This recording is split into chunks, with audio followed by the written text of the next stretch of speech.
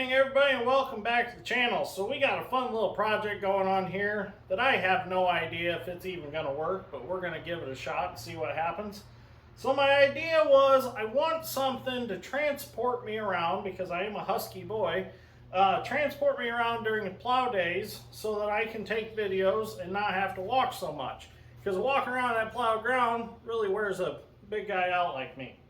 So what I've got going on here is I have an MTD snowblower that I tore completely apart, and I kept the undercarriage with the rubber tracks on it. I've got a 4-horse diesel engine off of Amazon that we played with in previous videos. We got this motor started and running on video. I've got a piece of a Honda rear engine riding lawnmower, some sprockets and hubs and things.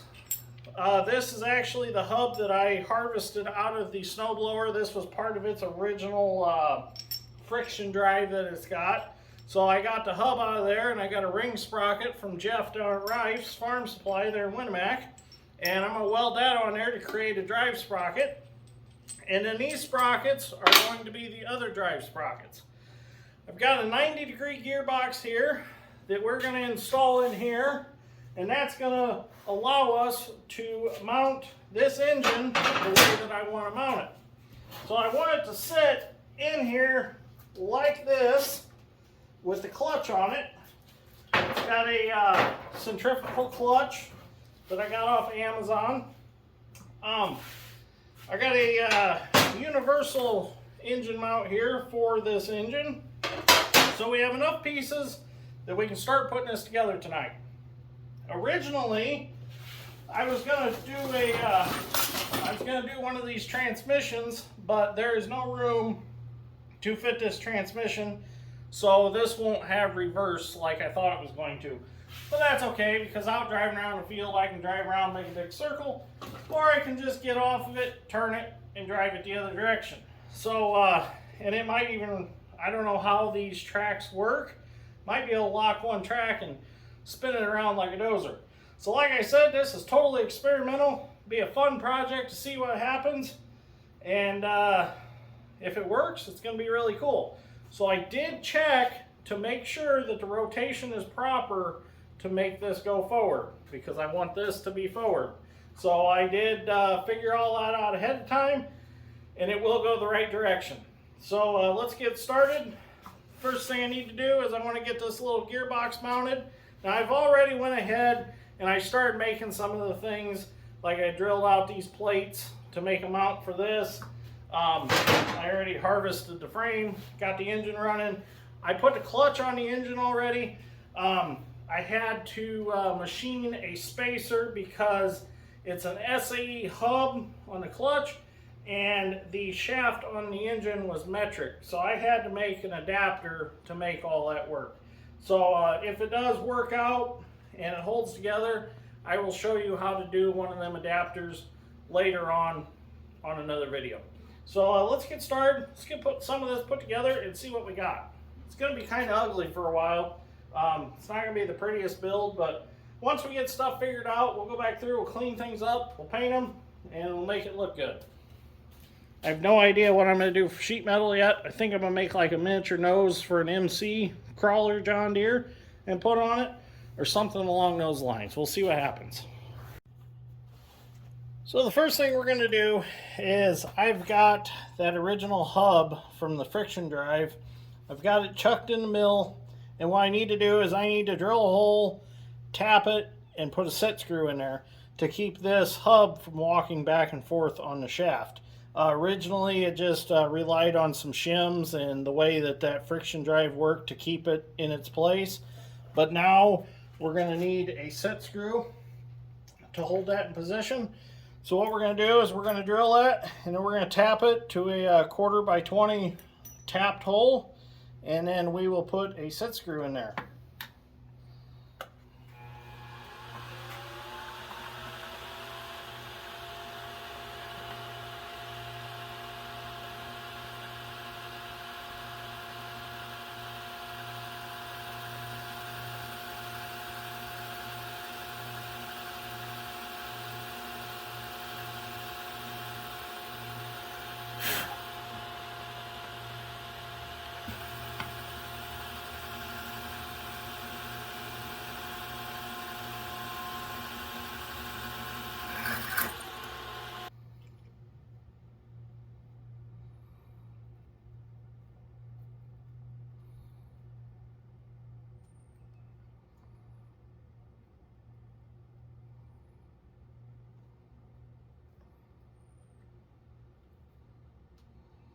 There we go.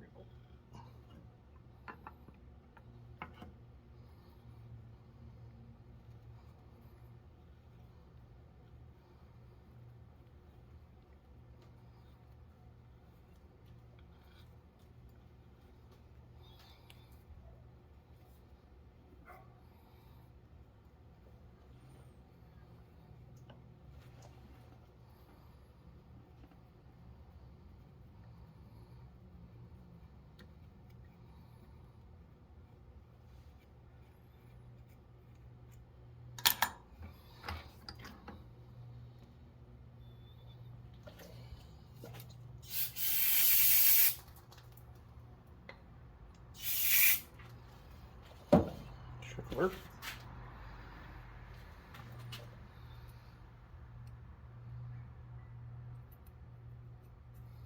Yep, that worked perfectly. So we got our set screw in there. We can tighten that down against the shaft, and then this won't slide. Okay, let's go back over to the tracks. What we're going to do real quick is we're going to go ahead and we're going to tack weld this ring sprocket on. Now I'm just going to tack weld this one in case I decide that I want to change sprocket size to change speeds. Because like I said before, I have no idea what the outcome of any of this is going to be. So I figured if I just tack things, I can change them later. Just hold that down there tight.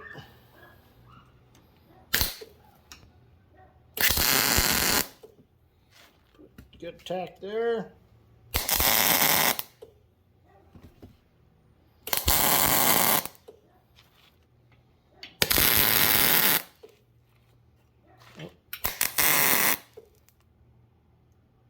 That'll be plenty to hold it to try it. Okay, so we're going to start reassembling this since we got our sprocket welded on our hub. So what I'm going to do is this shaft needs to go through here, but before I can put it back through there, I got to put my sprocket on the shaft. That pokes through the side of the frame here. Bearing goes on. I need to put a little Loctite on that. It seems like it slides on a little easy, but the bolt holds it there. Put that side back in, and then we got to fish it back through.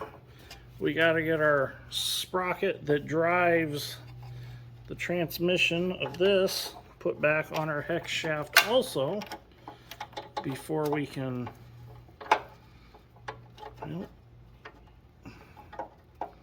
There we go.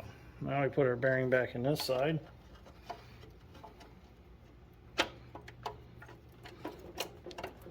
Put our bolts back in, draw it all back together tight.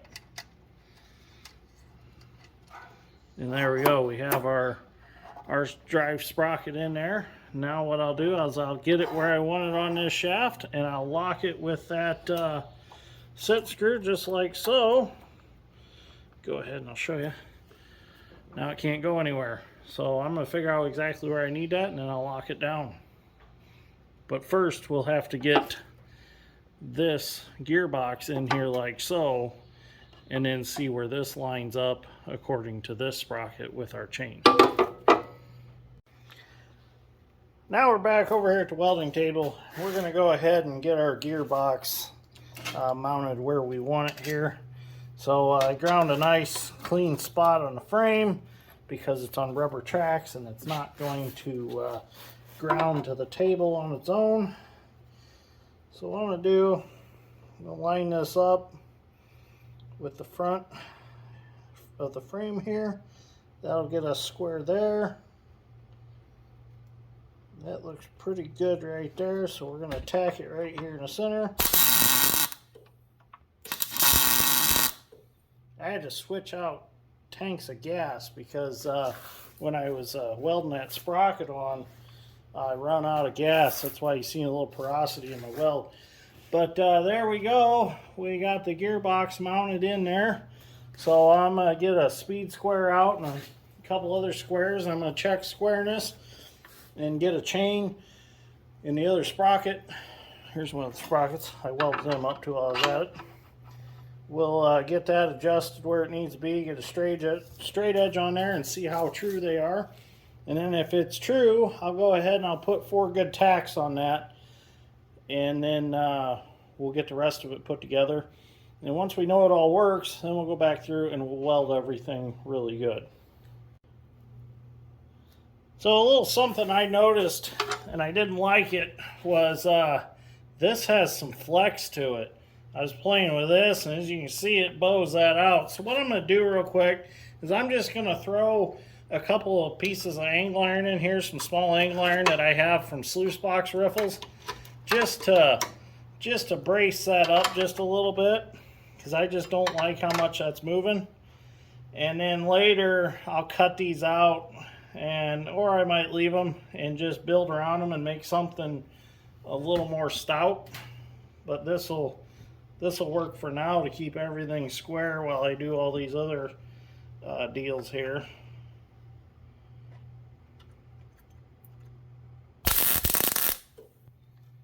Just gonna tack them in. Tack them top and bottom. Looks good. Oh, much better. Get some nasty smoke. Let's go ahead and we'll stick this one up here. And I'm not getting too crazy with what these are because this is all custom. I'm not doing it by a print, so something might need to be moved.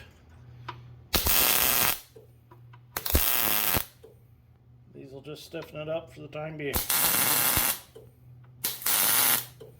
Okay, much better. I like that a lot better.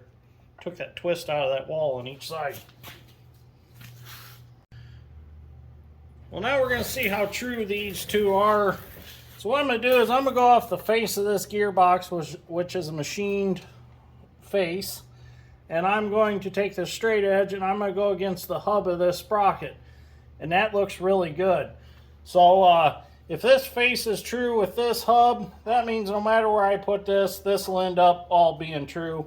So now I can go ahead and put my hub on. I got to make a keyway first to go in here, and then we'll be able to put this on, and we can get this chain put from here to here. And maybe we'll try to run this with a drill, possibly, and see if we can make the undercarriage turn. See what happens real quick.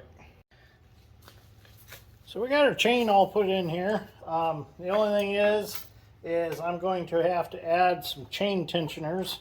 And actually I need to take one more link out of this chain because this chain's pretty long. So I got to figure out how to get this chain tensioner in there yet to put some tension on that chain so it's not so floppy. So what I'm going to do next is I'm trying to figure out how I can run this with my drill. The problem is this is a 5/8 shaft and my chuck on my drill is only a 1/2 inch. So I need to come up with some sort of way of making that happen. And so I'm trying to figure that out right now. Okay, so we're on night 2 of this project.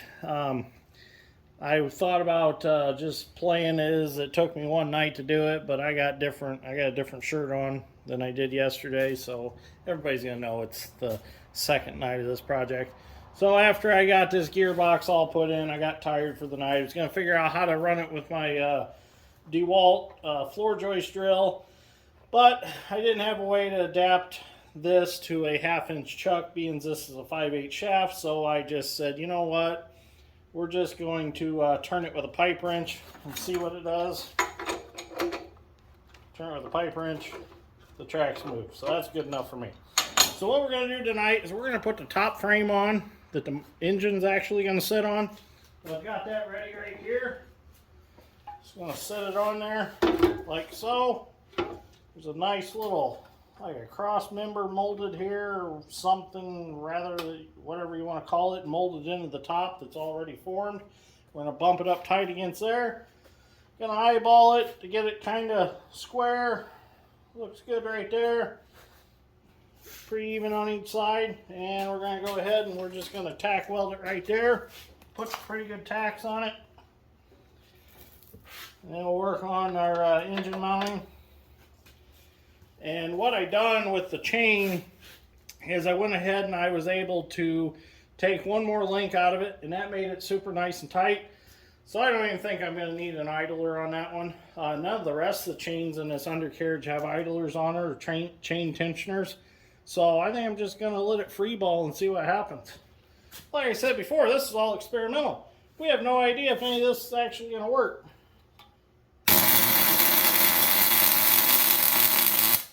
There's a good tack there. Good tack there. And a good tack right there. So when I tack weld, you're going to notice I don't have a helmet on. When I tack weld, I have my glasses on and I close my eyes. So my eyes are not open when I tack weld. So just so everybody in the comments isn't going crazy that I'm welding without a hood, I have two of them hanging up there on the wall. And when I do major welding, I will put them on. But tacking, I just use my sunglasses and close my eyes. It works fine. Okay, so let me get the engine mount and we'll figure out how we're going to mount this engine. Well, we've got the engine halfway put on.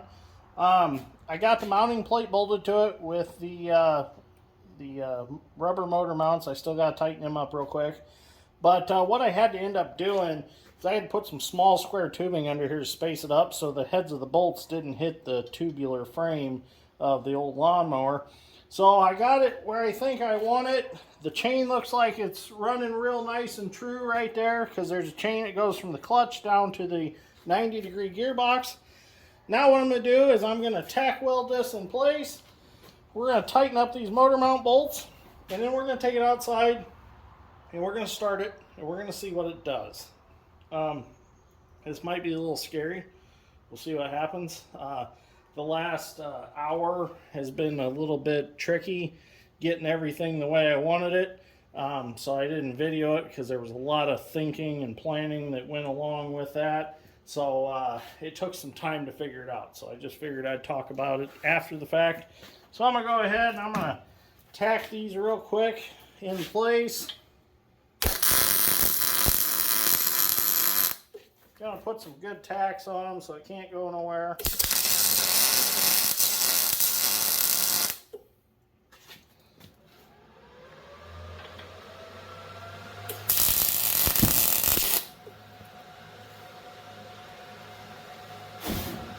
And we got a little fire on the welding table I got to take care of. So I got that fire taken care of. There was a little bit of brake clean in that floor dry under there. I had some oil that spilled, so I threw some floor dry in it, and then I was using some brake clean to clean off some oil residue that I didn't want.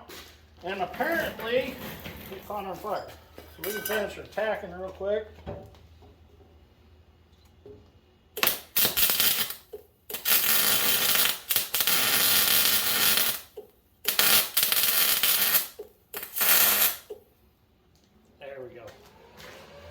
We're good and tacked up now. I'm going to carry it outside and I'll start it and see what happens. So we'll start it, see what happens, and then that'll probably be it for tonight.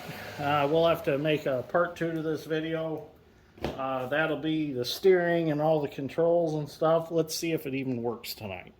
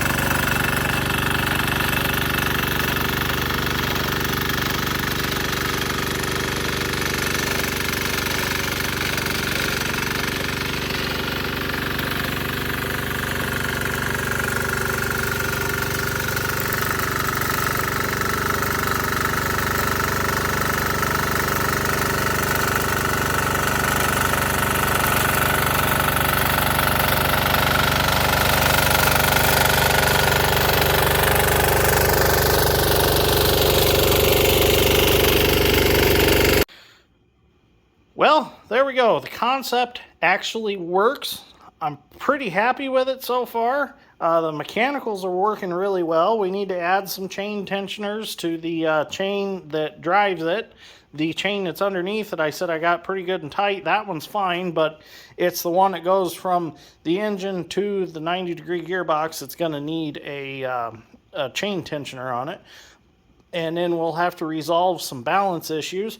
Now, when I originally created this, I meant to stand on it or kneel on it in some fashion, not actually sit on it and ride. So, like I said, a lot of fine-tuning to figure out. We're going to figure out how we're going to ride it. That'll all be in the next video. I'm really happy with the way it steers. It steers awesome. All I got to do is just move them little like bicycle brake deals, and it spins right around like a dozer does. So really like the concept. I think it's going to be really cool when it's all said and done. So thank you for watching. I greatly appreciate it. I'm going to head in the house, get something to eat, play some Farming Simulator for a while, and then go to bed. So thank you for watching. I greatly appreciate it. And remember, if she don't find you handsome, she'll surely find you handy. Thank you for watching.